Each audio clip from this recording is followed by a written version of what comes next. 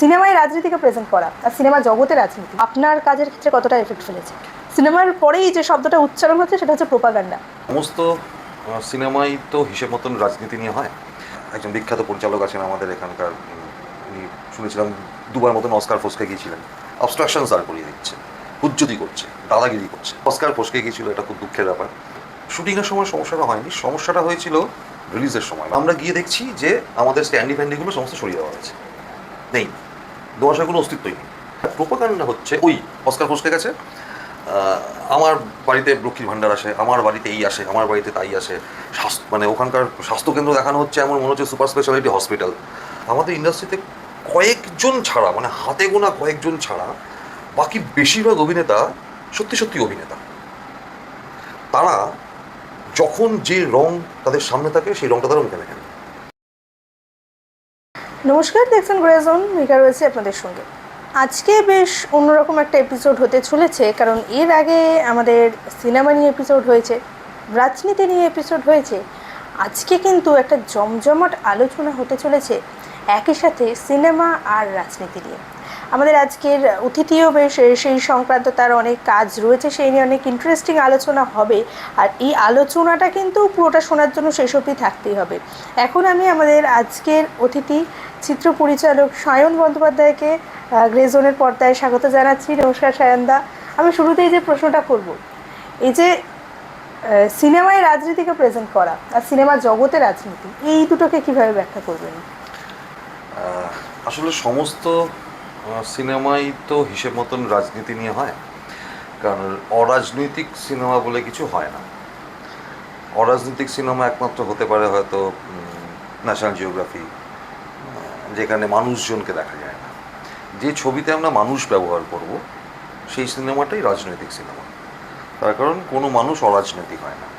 একটা মানুষের জন্ম থেকে শুরু করে মৃত্যু অবধি তার যে হেঁটে যাওয়াটা, এই পুরো হেঁটে যাওয়াটার মধ্যে সে যে অঞ্চলে থাকছে, যেখানে বেড়ে উঠছে, যেখানে পড়াশোনা করছে, চাকরি বাকরি করছে, সমস্তটাই কোনো না কোনো রাজনৈতিক দলের প্রেক্ষাপটে ঘটছে।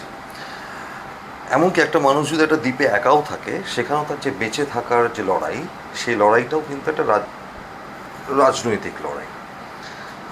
তো অরাজনৈতিক সিনেমা বলে কিছু হয় না। যারা মনে করেন যে অরাজনৈতিক সিনেমা বলতে আমরা খুব এন্টারটেইনমেন্ট আছে যে সিনেমাগুলো, সেগুলোকে বুঝি। হ্যাঁ, একজন বিখ্যাত পরিচালক আছেন আমাদের এখানকার, উনি শুনেছিলাম দুবার মতন অস্কার ফসকে গিয়েছিলেন। তো উনি বেশ এরকম অরাজনৈতিক সিনেমা প্রচুর বানিয়েছেন। হ্যাঁ, মানে বড় লোক মেয়ে, তার বাবা গরিব ছেলে, তার বাবা, এই বড়লোক বাবা গরিব ছেলের ওপর টর্চার করছে। এই যে পুরো গল্পটা, যেখানে ছেলেটা মেয়েটাকে বিয়ে করতে চাইছে, নিয়ে পালাচ্ছে, এই করছে তাই করছে, এই পুরোটা কিন্তু অরাজনৈতিক সিনেমা নয়। কারণ এখানে আমরা যদি দেখি তাহলে দুটো শ্রেণীকে আমরা দেখতে পাবো, একটা বড়লোক শ্রেণী আর একটা মধ্যবিত্ত বা গরিব শ্রেণী। তাহলে সিনেমাটা কোনো মতেই অরাজনৈতিক সিনেমা হলো না। ফলে উনি যদি বলেন, দাবি করেন যে আমি অরাজনৈতিক সিনেমা বানাই, যদি উনি রাজনীতিবিদ ছিলেন তাহলে এটা ভুল বলবেন, উনি মিথ্যে কথা বলবেন, যদি ওটা রাজনীতিবিদদের একটা স্বভাব মিথ্যে কথা বলা। পাশাপাশি দেখতে গেলে সিনেমায় রাজনীতিটা ভালো জিনিস, কিন্তু সিনেমা বানানোর ক্ষেত্রে যদি রাজনীতি এসে পৌঁছয়, সিনেমার প্রত্যেকটা পদক্ষেপে, প্রত্যেকটা মেকিংয়ের জায়গাতে, প্রত্যেকটা প্রোডাকশানের জায়গাতে যদি রাজনীতি তাদের থাবা বসাতে শুরু করে, তাহলে একটা ভয়ঙ্কর সমস্যা এসে পৌঁছয়। সমস্যাটা হচ্ছে যে একজন স্বাধীন মানুষ তার স্বাধীনভাবে উপার্জন করা পয়সা দিয়ে আরেকজন স্বাধীন মানুষের বানানো গল্প বানাতে চাইছেন, প্রডিউস করতে চাইছেন। সেখানে কিছু মানুষ একটা সংগঠন তৈরি করে খামোকা এই দুটো স্বাধীন মানুষের মাঝখানে কিছু নিয়মাবলী দাঁড় করিয়ে দিচ্ছে, অবস্ট্রাকশনস দাঁড় করিয়ে দিচ্ছে, হুজ্জুতি করছে, দাদাগিরি করছে। আশ্চর্যজনকভাবে দেখতে গেলে এটা আমাদের পশ্চিমবঙ্গেই আছে। পশ্চিমবঙ্গের বাইরে ভারতবর্ষের অন্যান্য রাজ্যগুলোতে যেখানে সিনেমা হয় সেখানে এটা নেই। মুম্বাইতে নেই, ওখানেও দাদাগিরি আছে, কিন্তু সেটা অন্য রকমের। মানে আমি একটা 50 লাখ টাকার সিনেমা বানাবো, সেখানে আমাকে ইউনিটে 65 জন নিতে হবে, এই দাদাগিরিটা নেই। ওখানে আছে যে হ্যাঁ আমাদের ইউনিট মানে সংগঠন থেকেই লোককে নিতে হবে, আপনি বাইরের লোককে নিয়ে আসতে পারবেন না। হ্যাঁ, মানে একেবারে সংগঠনের বাইরের লোক নিয়ে আসতে পারবেন, সংগঠনের মধ্যে থেকে লোক নিন, যে কজন লাগে 10 জন হলে 10 জন নিন। এই যে আমরা দেখেছি যে বিগত 2011-12 সাল থেকে আমাদের এই টলিউড ফিল্ম ইন্ডাস্ট্রিতে রাজনীতি ব্যাপারটা সিনেমার উপরে চেপে বসেছে এবং ক্রমশ সিনেমাকে ধীরে ধীরে ধীরে ধীরে পেছন দিকে ঠেলে দিয়েছে। সবাইকে ঠেলেনি, কিন্তু কিছু মানুষ তারা এইটার সুযোগ নিয়েছে, এই রাজনীতিটার সুযোগ নিয়েছে। কেন, কিভাবে? কারণ এই বিগত 2011 থেকে এই 2026 অবধি যে দলটি আমাদেরকে শাসন করেছে, শাসনই বলবো, সরকার বলবো না, কারণ শাসন করেছে এবং নিজেদেরকে ফুলিয়ে ফাঁপিয়ে তুলেছে, কিছু পরিচালক তারা ঠিক সময় মতন 2011-তে সেই দলে ভিড়ে গিয়েছিলেন। গিয়ে তারা কি করেছেন, তারা প্রডিউসারদেরকে গ্র্যাব করেছেন। কিভাবে গ্র্যাব করেছেন? রাজনীতির মাধ্যমে, কোনো না কোনো নেতার মাধ্যমে, কোনো না কোনো মন্ত্রীর মাধ্যমে। আজকে যদি সরকারের কোনো একজন মন্ত্রী একজন ব্যবসায়ীকে বলে যে আপনার ব্যবসা তো ভালো চলছে, অসুবিধে নেই, আমার এই ছেলেটি সিনেমা বানায়, ওকে 60 লাখ টাকা দিয়ে দিন, সেই ব্যবসায়ীর ক্ষমতাতেই কুলোতো না যে না বলবে। এরকমভাবে প্রচুর পরিচালক সেই সময় ভিড়ে গিয়েছিলেন এবং একের পর এক সিনেমা বানিয়েছেন, অত্যন্ত খারাপ সিনেমা বানিয়েছেন, পাতে দেওয়া যায় না।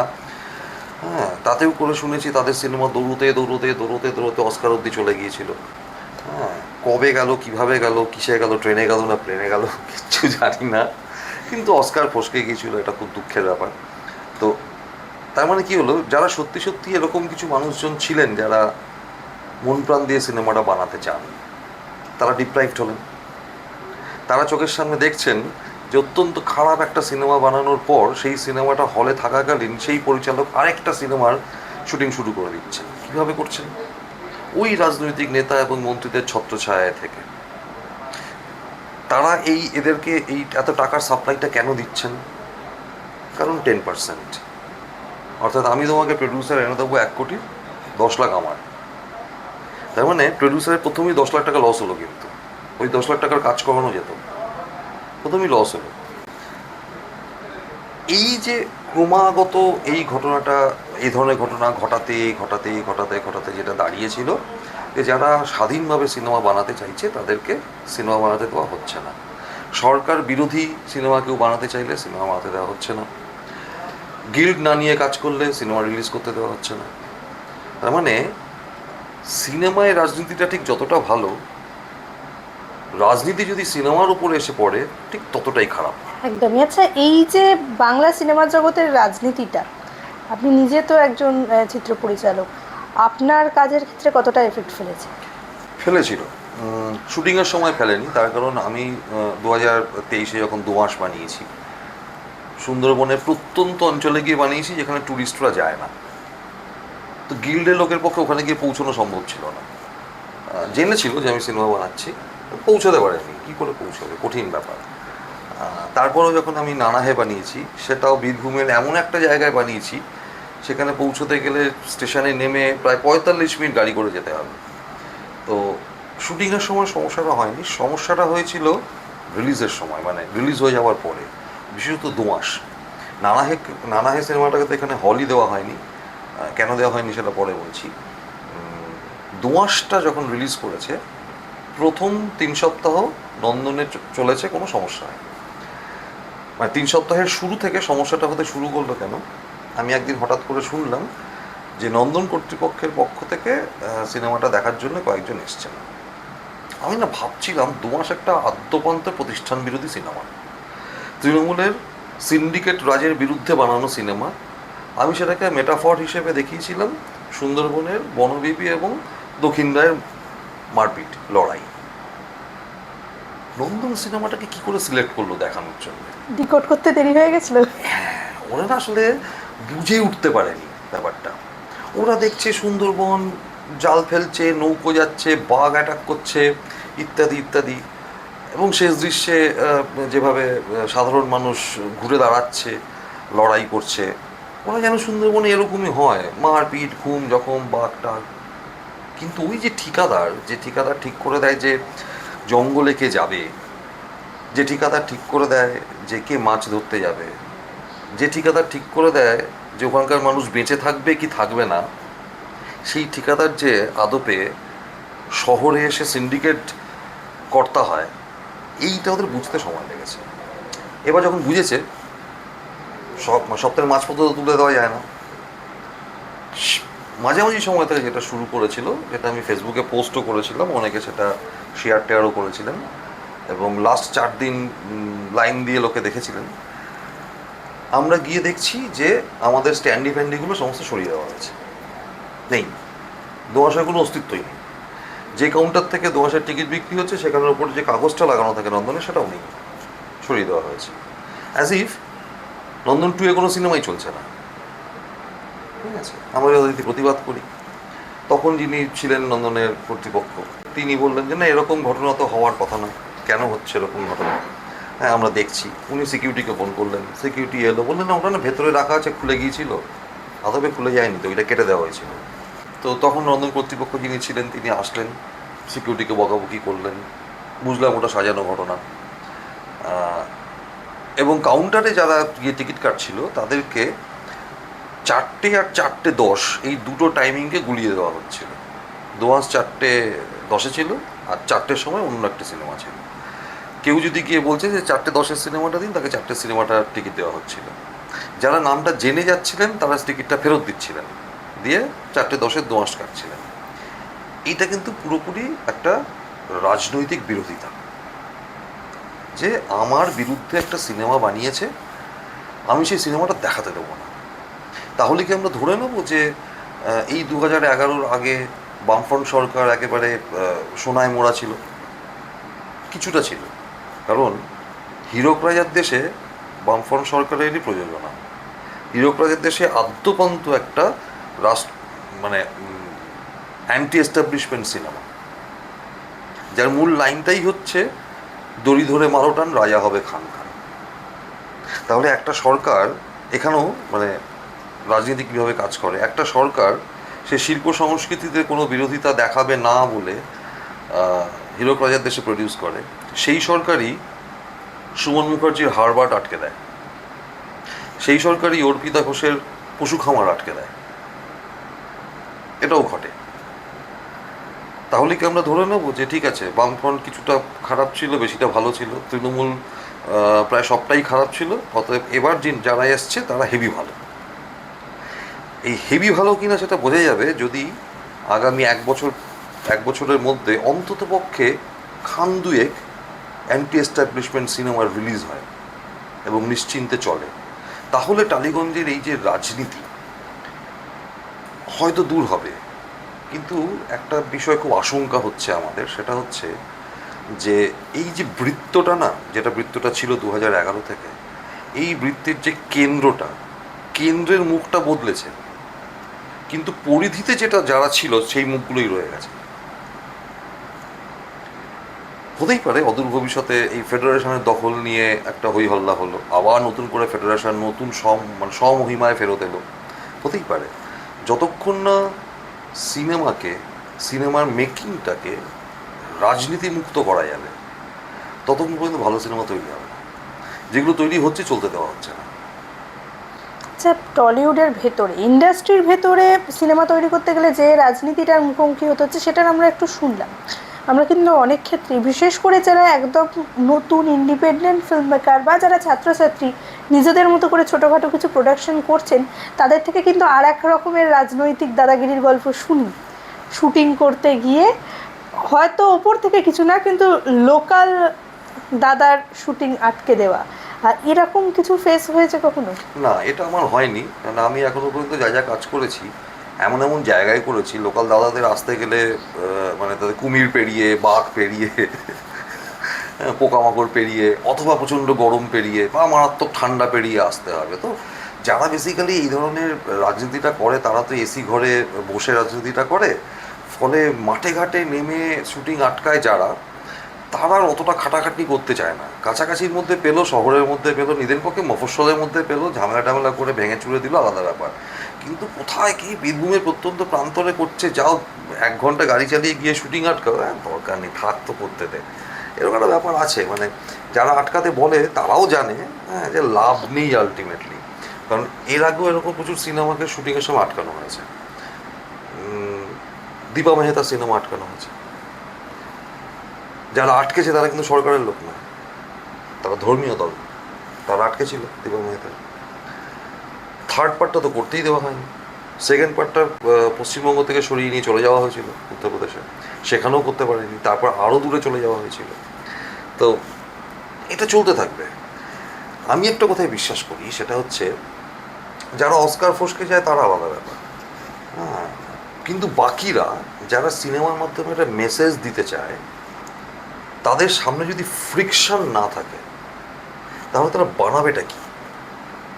আজকে যদি একটা সরকার হঠাৎ করে দুর্নীতিহীন হয়ে পড়ে, একটা সরকার যদি হঠাৎ করে একটা রূপকথার সাম্রাজ্য সৃষ্টি করে ফেলে যেখানে কোথাও কোনো সমস্যা নেই, ইটস লাইক হ্যারি পটার, আমি বার করলাম ম্যাজিক ওয়ানটা এরকম করে মারলাম, সব ঠিক হয়ে গেল, তাহলে এই বানাবোটা কি? কোথাও কোনো সমস্যা না থাকা মানে শহরের সমস্যাও থাকবে না, শহরের কোনো সমস্যা না থাকলে কোনো মানুষের মেন্টাল স্ট্রেস থাকবে না, তাহলে দুটো মানুষের মধ্যে সম্পর্কে কোনো টানাপোড়েন ঘটবে না, তাহলে সব বাংলা সিরিয়ালগুলো বন্ধ হয়ে যাবে, ঠিক আছে? একটা লোক একটা ছেলে 3টে বিয়ে করবে না, হ্যাঁ, তাদের বানাবেটা কি লোকে? তার মানে এই ফ্রিকশনটা দরকার। আমরা জানি যে কোনো সরকারই রূপকথার সাম্রাজ্য তৈরি করতে পারবে না। অতীতে আমরা রাশিয়ায় দেখেছিলাম, যখন ইন্টারনেট এতটা ছিল না, জানতাম না, বোঝা যেত না, তখন বাইরে থেকে বসে রাশিয়াকে মনে হতো একটা রূপকথার রাজ্য।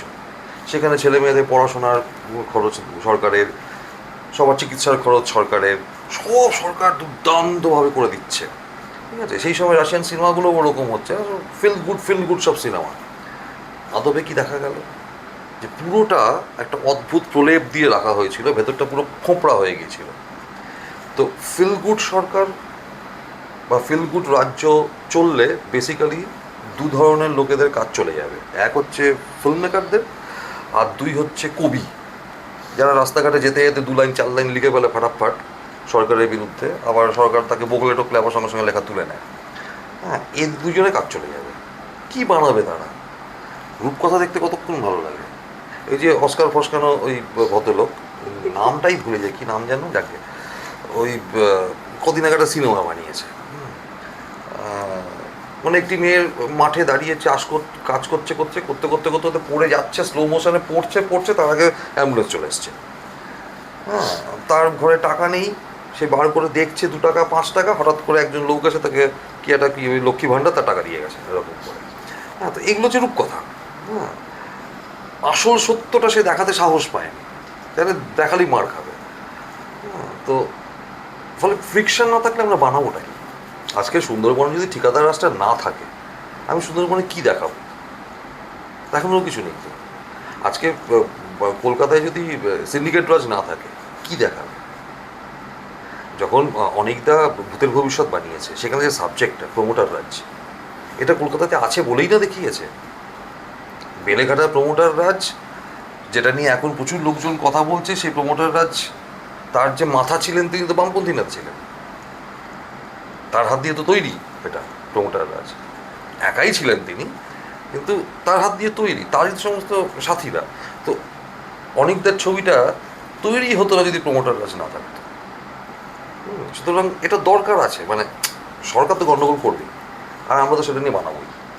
হ্যাঁ, যতই এখন সরকার বলুক না কেন, না সরকার বিরোধী সিনেমা বানান, সরকার বিরোধী নাটক করুন, কোনো সমস্যা নেই। আমি জানি সমস্যা হবেই, মুখ্যমন্ত্রীর না হোক কোনো একজন মন্ত্রীর সমস্যা হবে, মন্ত্রী না হোক একজন বিধায়কের সমস্যা হবে, না হলে একজন কাউন্সিলরের সমস্যা হবে।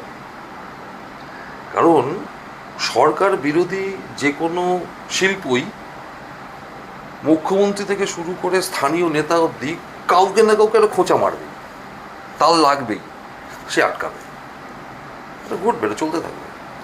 এক্ষুনি আলোচনার মধ্যে একটা কথা উঠে এলো যে যিনি সিনেমা বানাচ্ছেন তিনি সিনেমার মধ্যে দিয়ে তার বার্তাটা পৌঁছে দিতে চাইছেন। এই প্রসঙ্গে না একটা প্রশ্ন না করলে নয়, এই মুহূর্তে দাঁড়িয়ে শুধু টলিউড বলবো না, এটা ভারত জুড়ে সিনেমার পরেই যে শব্দটা উচ্চারণ হচ্ছে সেটা হচ্ছে প্রোপাগান্ডা। এটাকে কীভাবে ব্যাখ্যা করবেন? হ্যাঁ, এটা দুটো পুরো আলাদা। আমি সিনেমার মাধ্যমে একটা বার্তা পৌঁছাতে চাইছি, যেটা সমাজের কোনো না কোনো সমস্যা নিয়ে তার সমাধান কি হতে পারে সেই একটা বিষয় নিয়ে একটা ফিকশন বানানো।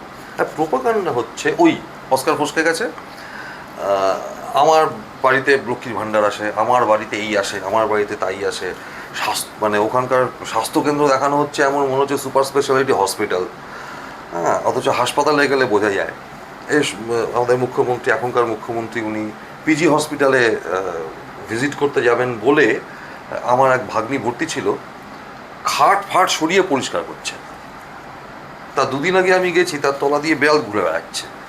ঠিক আছে, মুখ্যমন্ত্রী যাবেন বলে পরিষ্কার করা হয়েছে। তো এই হচ্ছে আমাদের এখানকার অবস্থা।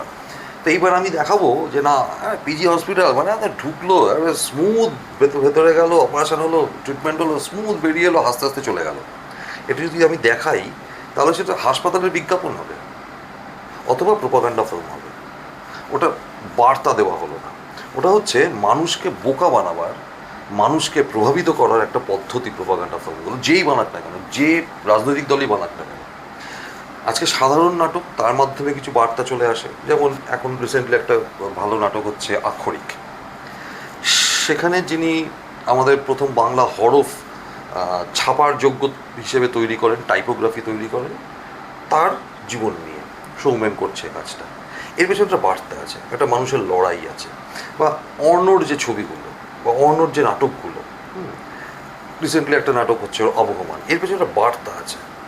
হ্যাঁ, নক্ষত্র শিকার, একটা বার্তা দেওয়া আছে যে এখন একতন্ত্র বাড়তে থাকলে বাড়তে থাকলে বাড়তে থাকলে কোন জায়গায় পৌঁছায়। কিন্তু এখন যদি অর্ণ হঠাৎ করে মমতা প্লাস্টার বাঁধা পায় কীরকম ফুটবল খেলেছেন এটা নিয়ে একটা সিনেমা বানায়, বা সেটা প্রোপাগান্ডা ফিল্ম। যেরকম সফদর হাসমির যে পথনাটকগুলো, এগুলো কিন্তু প্রোপাগান্ডা নাটক। সেখানে সরাসরি একটি রাজনৈতিক দলের হয়ে কিছু সমস্যা তুলে ধরা হচ্ছে এবং বলা হচ্ছে যে আমরাই সেই রাজনৈতিক দল যারা এই সমস্যাটা সমাধান করতে পারি। এটা প্রোপাগান্ডা।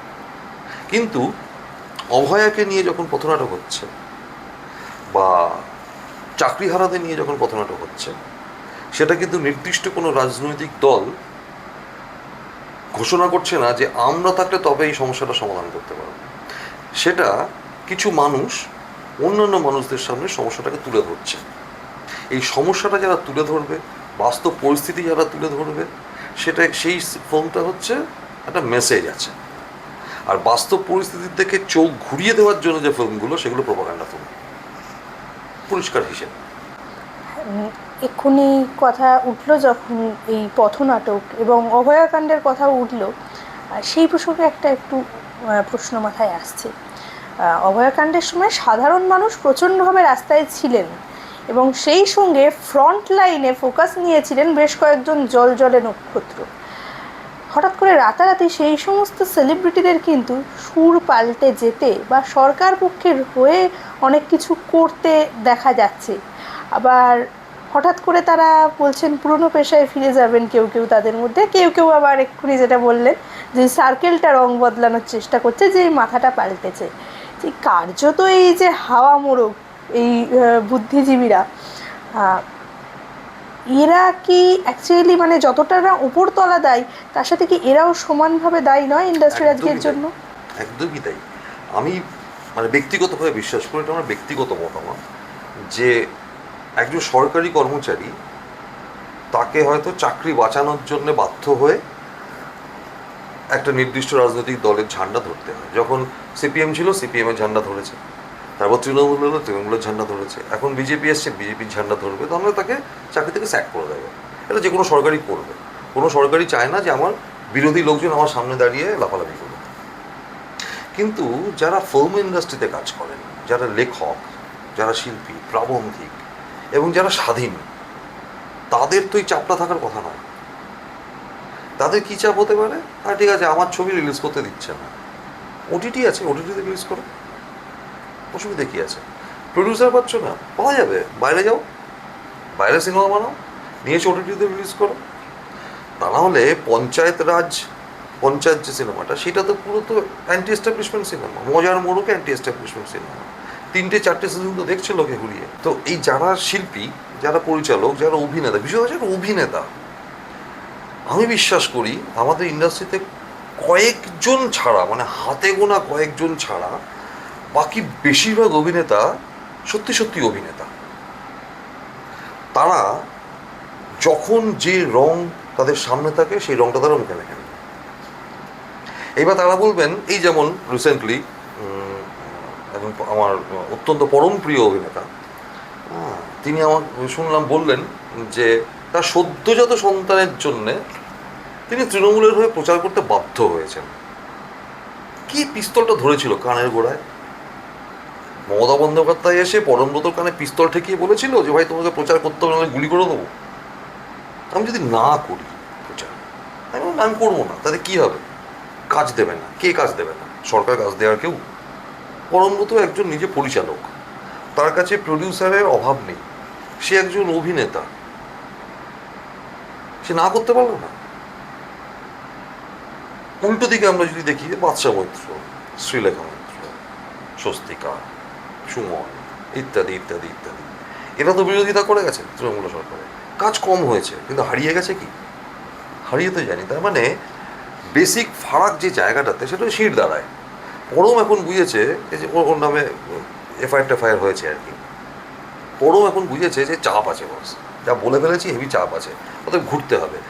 অভয়ের সময় যারা সামনে ছিল তাদেরকেও না ওরকম হুমকি দেওয়া হয়েছিল, তোমাদেরকে কাজে নেওয়া হবে না, তোমাদের ছবি রিলিজ করতে দেওয়া হবে না, তোমরা হারিয়ে যাবে ইন্ডাস্ট্রি থেকে। তা না হলে যুব কংগ্রেসের একটা আন্দোলনে চালানো গুলি, তাতে যে কজন মারা গিয়েছিল, গুলিটাও প্রথম এসছিল যুব কংগ্রেসের দিক থেকে, অ্যাটাকটা প্রথম এসছিল ওদিক থেকে। সেই আন্দোলনটাকে হাইজ্যাক করেছিল মমতা বন্দ্যোপাধ্যায়, করে তার একটা শহীদ দিবস, সেই শহীদ দিবসের মঞ্চে পাগলু গান বাজে। সেই সিনেমার যে পরিচালক, তিনি অ্যালাউ করলেন। আজকে আমি বলছি, দোঁয়াশ ছবিতে একটা গান আছে, পিরিত ভরা কালা চোখে, ঠিক আছে, একটা প্রেমের গান। আজকে যদি কেউ ওই গানটা কোনো একটা শহীদ দিবসের মঞ্চে গিয়ে বাজায়, আমি অ্যালাউ করবো? প্রথম তো আমি আটকাবো, যেটা প্রেমের গান, এটা আপনি ওখানে কেন বাজাচ্ছেন? এই গানটা যদি কেউ শ্রাদ্ধ বাড়িতে বাজায়, আমি অ্যালাউ করবো? তার মানে সেই পরিচালক অলরেডি বিক্রি হয়ে গেছে। পরিচালক যখন বিক্রি হয়, তখন তার অস্কার ফসকে যায়, ঠিক আছে। তার গায়ে কাদা ছুঁড়ে বেড়ে লোকজন, ছুঁড়েছে, বাস্তবিক ছুঁড়েছে, ট্র্যাশ বানায়, এবার কাদাও খেয়েছে। এখন এই সমস্ত লোকজনদের বোধোদয় হয়েছে যে না, আমাদের পুরনো প্রফেশনে ফিরে যাওয়া উচিত। তো পুরনো প্রফেশনে ফিরে গিয়ে কী করবে তারা? সিনেমা বানাবে, আবার ট্র্যাশ বানাবে, অভিনয় করবে, ট্র্যাশ করবে। একজন মানে প্রাক্তন বিধায়িকা এবং নায়িকা, তিনি বলেছেন আমার চেহারাটা ঠিক করতে হবে, আমাকে জিমে যেতে হবে। তার মানে রাজনীতিটা এদের কাছে একটা অর্থ রোজগারের মাধ্যম ছিল। তার মানে এরা আদবে মানুষের জন্য ভাবেনি, একদম ভাবেনি। যদি মানুষের জন্য ভাবতেন এই সমস্ত অভিনেতা, অভিনেত্রীরা, পরিচালকরা, তাহলে দলটা হেরে যাওয়ার পরও তারা কাজ করতেন। এটা তো নয় যে আমি রাজনৈতিক ক্ষমতায় না থাকলে একটা মানুষের জন্য কাজ করতে পারবো না। যদিও ওনারা ক্ষমতা থেকেও কিছু করেননি। মানে এখন দেবকে বলতে হচ্ছে যে আমাকে দিয়ে বলানো হয়েছিল ঘাটাল মাস্টার প্ল্যান। ভাই, তুমি বলেছিলে কেন? তুমি এখন বলছো যে আমি জানতাম এটা মিথ্যে কথা, এই জিনিসটা হবে না কোনোদিন। তুমি বলেছিলে কেন? কিসের আশায় বলেছিলে? এই জন্য বলেছিলে যে হ্যাঁ ঠিক আছে, আমি হ্যাঁ বললে আমার কিছু প্রডিউসার পাবো, আমার ছবিটা রমরম করে চলবে। তার মানে তোমরা তো ব্যবসায়ী, তোমরা তো টাকা রোজগার করতে এসছো, তোমরা রাজনীতিটা করতে আসোনি। রাজনীতিটা করতে এসছে রুদ্রনীল, 5 বছর ব্যান হয়ে আছে, তবু কেউ পাল্টি খেয়েছে?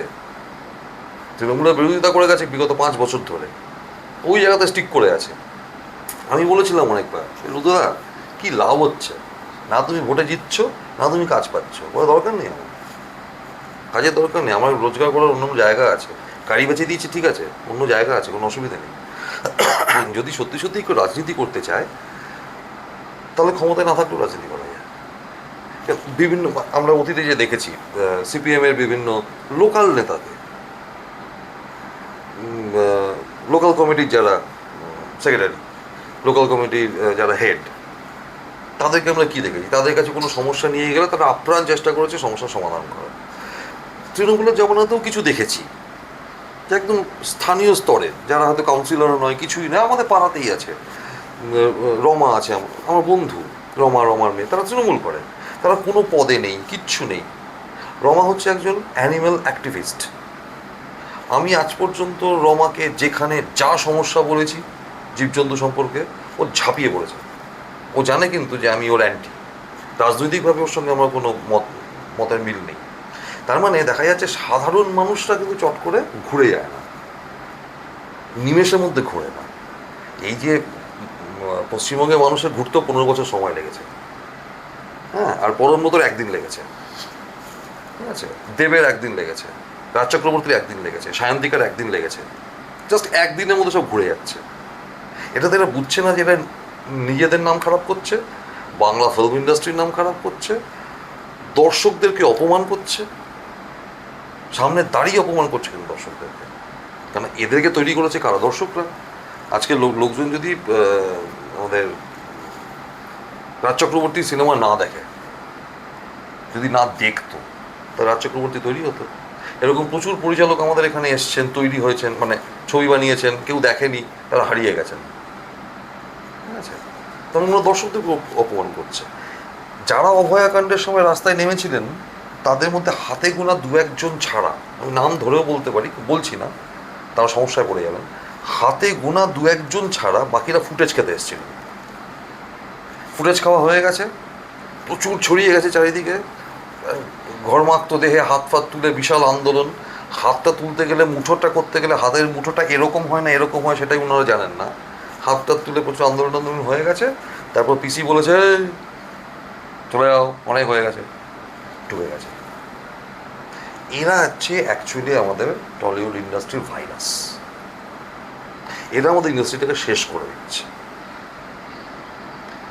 না অন্য কাউকে কাজ করতে দেবে, না নিজেরা কোনো ভালো কাজ করবে, না টলিউড ইন্ডাস্ট্রির জন্য কিছু করবে। এদের লক্ষ্য হচ্ছে কী করে টাকা রোজগার করবে। এই সিনেমা রিলিজ করতে না দেওয়া, এইসব নিয়ে তো অনেক কথা হলো। একটু কন্ট্রোভার্সিয়াল একটা প্রশ্ন করি, এই যে সেন্সরশিপ বোর্ড, সেটা কি আদৌ প্রয়োজন আছে কোনো শিল্পের ক্ষেত্রে? উত্তরটাও না খুব গন্ডগোলের উত্তর। কারণ আমরা যারা সিনেমা বানাই আর যারা প্রডিউস করে, এদের মধ্যে না সবাই না ধোয়া তুলসী পাতা নয়। সেন্সরশিপ যদি উঠে যায় তাহলে প্রথম সমস্যাটা যেটা হবে সেটা হচ্ছে পর্নোগ্রাফির রমরমা বেড়ে যাবে। এমনিতেই এখন মানে আমাদের ইন্ডাস্ট্রিতে একটা শব্দ চালু হয়েছে, বোল্ড সিন। বোল্ড সিনটার মানেটাই বোঝে না, আর বোল্ড সিন চাই, গল্পের সঙ্গে যাচ্ছে কি যাচ্ছে না ভাড়বে, আর বোল্ড সিন চাই। সেন্সরশিপ উঠে গেলে এই সমস্যাটা একটা মারাত্মক সমস্যা, ঠিক আছে, যে যা ইচ্ছে তাই দেখাবে লোকজন, ওটিটিগুলোতে যেরকম হয় আর কি। তবে সেখানেও একটা সেন্সরশিপ থাকে, হ্যাঁ, এই ধরনের অ্যাডাল্ট সিনের ক্ষেত্রে সেটা ওটিটির নিজস্ব একটা সেন্সরশিপ থাকে যে আমি এতটা দেখাবো না, ইত্যাদি ইত্যাদি। কিন্তু সিনেমা থেকে যদি পুরো সেন্সরশিপ তুলে দেওয়া হয়, প্রথম সমস্যা হবে এইটা, ঝাঁপিয়ে পড়বে লোকে, চারিদিকে শুধু সব বোল্ড অভিনেত্রী তখন। অথচ আমরা ছোটোবেলাতে জেনেছিলাম যে এ খুব বোল্ড অভিনেত্রী, মানে খুব দাপুটে অভিনেত্রী। হ্যাঁ, এই সিনটা খুব বোল্ড সিন, মানে খুব দাপুটের সিন। সেই বোল্ড এখন বদলে গেছে অন্য জায়গাতে। আমার পরিচিত একজন অভিনেত্রীকে একজন পরিচালক একটা গল্প শুনিয়েছিলেন সিনেমার। সারাটা সিনেমায় সেই অভিনেত্রীর চরিত্রটা একজন প্রতিবাদী চরিত্র, একজন সাংবাদিক এবং আসেক্সুয়াল সাংবাদিক মহিলা, ঠিক আছে। পুরোটা গল্পটা শোনানোর পরে পরিচালক তাকে বলেছে আমি না 3টে সিন তুলে রাখবো, যদি সেন্সর বোর্ড অ্যালাউ করে তাহলে আমি সেটা লাগাবো। আমার ওই অভিনেত্রী মেয়েটি বলেছিল যে আপনি পুরো গল্পটাতে আমার চরিত্রটা বললেন অ্যাসেক্সুয়াল, প্রতিবাদী, সাংবাদিক এবং আউটডোর, আপনি হঠাৎ করে এখানে বেড সিন পাচ্ছেন কোত্থেকে, লাভ মেকিং সিন পাচ্ছেন কোত্থেকে? একটা আসেক্সুয়াল একটা মেয়ে সে কি করে লাভ মেকিং সিনে যেতে পারে? না, এমনি মরার মতো পড়ে থাকবে। সেন্সরশিপ উঠে গেলে এই সমস্যাটা হবে। এটা কি শুধুই ভিউ পাওয়ার উদ্দেশ্যে? একদম অ্যাবসলিউটলি। কিছু সিনেমাতে এই ধরনের দৃশ্য তৈরি, ওটিটিতেও কিছু দৃশ্য তৈরি করা হচ্ছেই ভিউয়ারশিপের জন্য। ঠিক আছে, মানে বিখ্যাত একটি ওটিটি হাউস আছে, নাম বলেছে এবার কাজ দেবে না, যদিও দেয় না। তাদের ওখানে তো প্রথম দিককার প্রায় সমস্ত গল্পই আমি বলতাম যে এদের না নায়িকাদের কস্টিউমে কোনো খরচা নেই। হ্যাঁ, একজনকে বলেছিলাম, তিনি ওখানে কাজ করতেন, তিনি বললেন কেন বলছিস কেন? আমার কারণ তোমাদের নায়িকাদের কস্টিউম নেই তো, খরচাটা করতে হবে তোমাদের। হ্যাঁ, তো কিন্তু সিনেমাতে এটা সম্ভব নয়। আরেকটা যেটা সমস্যা হবে সেন্সরশিপ উঠে গেলে, সেটা হচ্ছে লোকে যা ইচ্ছা তাই দেখাবে। সেক্ষেত্রে প্রথম যেটা প্রবলেমটা হতে পারে সেটা হচ্ছে কমিউনাল রাইট। সেন্সরশিপ থাকলে এই এই জায়গাগুলোকে আটকানো যায়। মানে আজকে আমার মনে হলো যে আমি একটা সিনেমা বানালাম, সেই সিনেমাতে মোহাম্মদকে দেখালাম। ঠিক আছে, তিনি 72 জন হুরের সঙ্গে বসে আছেন এবং জলকেলি করছেন। সিনেমাটা যেদিনকে রিলিজ হবে তার পরের দিনই দাঙ্গা বাঁধবে এখানে। একই জিনিস যদি আমি হিন্দু ধর্মের কাউকে নিয়ে দেখাই, খ্রিস্টান ধর্মের কম হবে, তাও হবে। ঠিক আছে, তবু খ্রিস্টান ধর্মের যিশুকে নিয়ে অনেক কমেডি সিনেমা হয়েছে। হ্যাঁ, কিন্তু হিন্দু আর মুসলিম এই দুটো ধর্মকে নিয়ে যদি কেউ এরকম খিল্লি ওড়াতে শুরু করে সিনেমায়, কমিউনাল রাইট বাড়বে। সেই দায়টা তো সরকার নেবে না। মানে আমি একটা ইনসেন্সেবল লোক, আমি এমন একটা জিনিস বানালাম যার কোনো বাস্তব ভিত্তি নেই, তার জন্যে দুদল লোক মারপিট করে মরবে। হ্যাঁ, এটা তো ঠিক নয়। এবং তার সাথে হচ্ছে চিন্তা ভাবনা, মানে শুধু মানে কমিউনাল রাইটটা তো একটা প্রায়র ব্যাপার, চিন্তা ভাবনা। সিনেমা এমন একটা মাধ্যম যার কোনো ভাষা লাগে না। মানে এরকম অনেক সিনেমা আমি দেখেছি যেটা সাবটাইটেল নেই, ভাষাটাও বুঝতে পারছি না, কিন্তু সিনেমাটা বুঝতে পারছি। ফিল্ম ফেস্টিভ্যালেই দেখেছি বা অন্য জায়গাতে দেখেছি। ফলে সিনেমা খুব তাড়াতাড়ি ইম্প্যাক্ট তৈরি করে দর্শকদের মধ্যে, যেটা লিখে অতটা হয় না, হ্যাঁ, বলেও হয় না।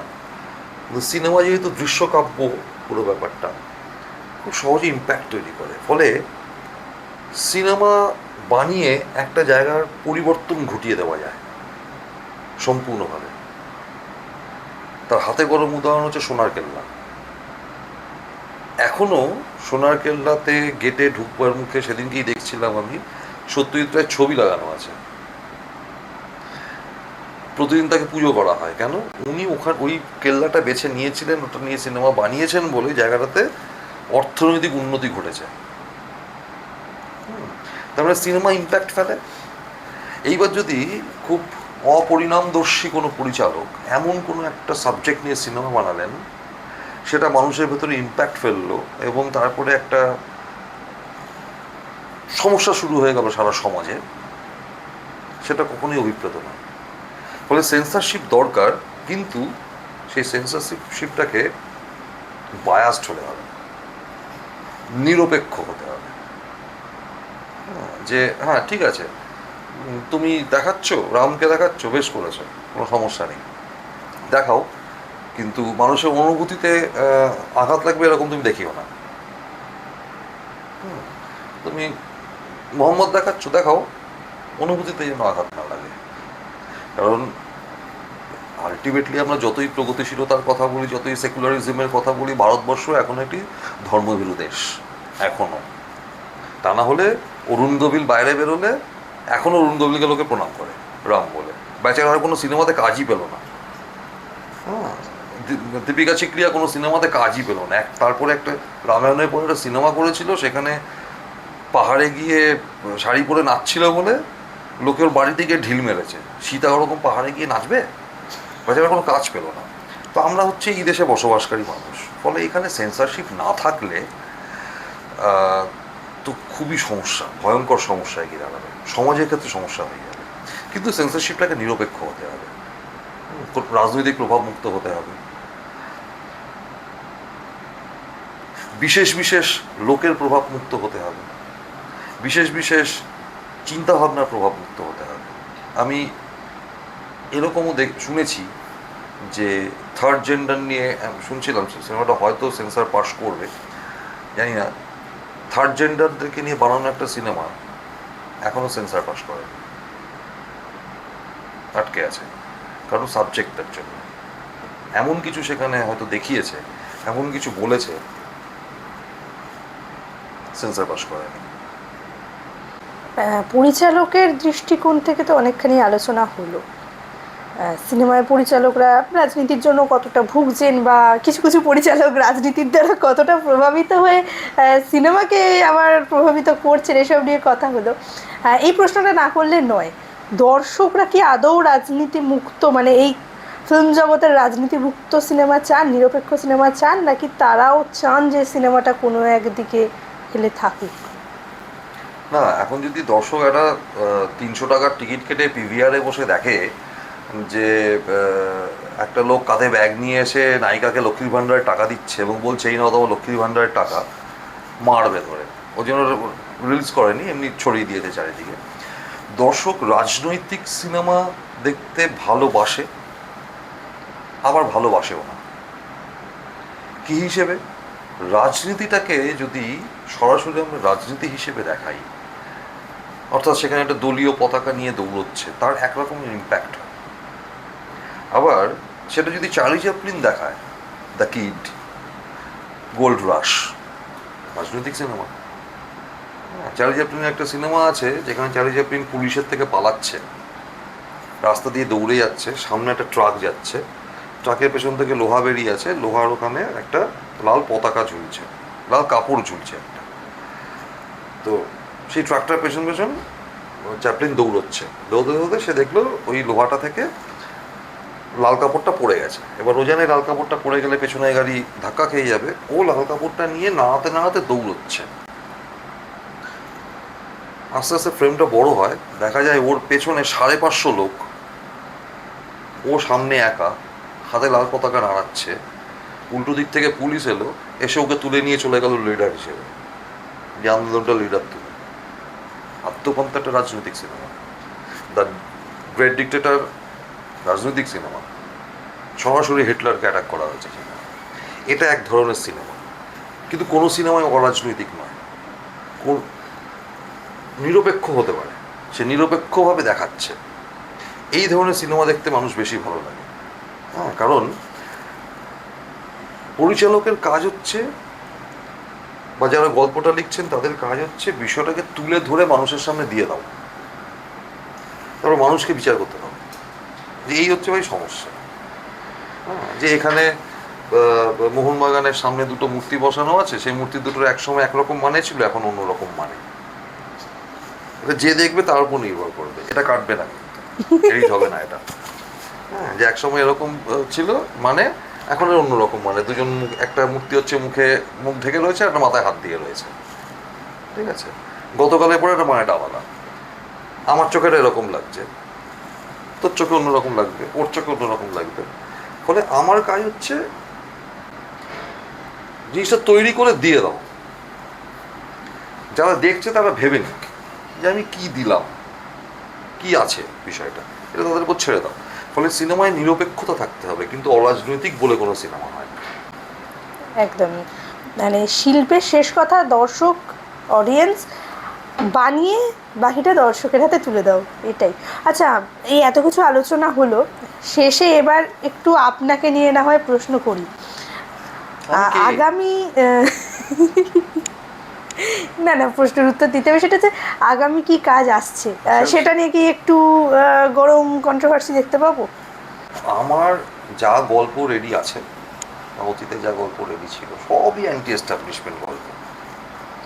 পরের যেগুলো রেডি আছে সেগুলো এই 15 বছরে ঘটে যাওয়া বেশ কিছু ঘটনা, এবং তার মধ্যে এমন কিছু ঘটনা আছে যে ঘটনাগুলো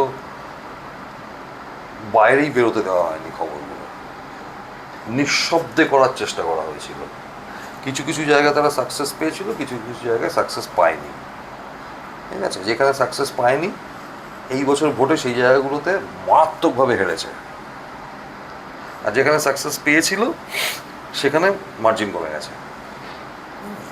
তো আমি না ওরকম সিনেমা বানাতে পারি না। মানে পাহাড়ের উপরে নায়ক দাঁড়িয়ে আছে জ্যাকেট প্যাকেট পরে, হাতে গ্লাভস, পাশে নায়িকার নীল রঙের সিফন শাড়ি, বিশাল বড় আঁচল উড়ে যাচ্ছে, এমন সময় ভিলেন এলো, হিরো একটা ঘুষি মারলো, 30 ফুট দূরে গিয়ে ভিলেন পড়লো। যেগুলো বাস্তব জীবনে ঘটে না সেগুলো আমি বানাতে পারি। ফলে আমার পরবর্তী প্রজেক্ট, এবং আমি আশা করব যে যতদিন বানাবো সিনেমা, কাজ টাজ করবো, বাস্তব ঘটনার উপরে বেস করেই তৈরি হবে। এবং যতদিন বানাবো সিনেমা, যা যা কিছু বানাবো, সেখানে বাস্তব ঘটনাই থাকবে, আকাশ থেকে পেরে আনা কোনো গল্প থাকবে না। হ্যাঁ, আর সত্যি সত্যি কথা বলতে, সমস্যা, লড়াই, যুদ্ধ এটা শহরে নেই। শহরের অধিকাংশ সমস্যা তৈরি করা সমস্যা, আমাদের তৈরি করা সমস্যা।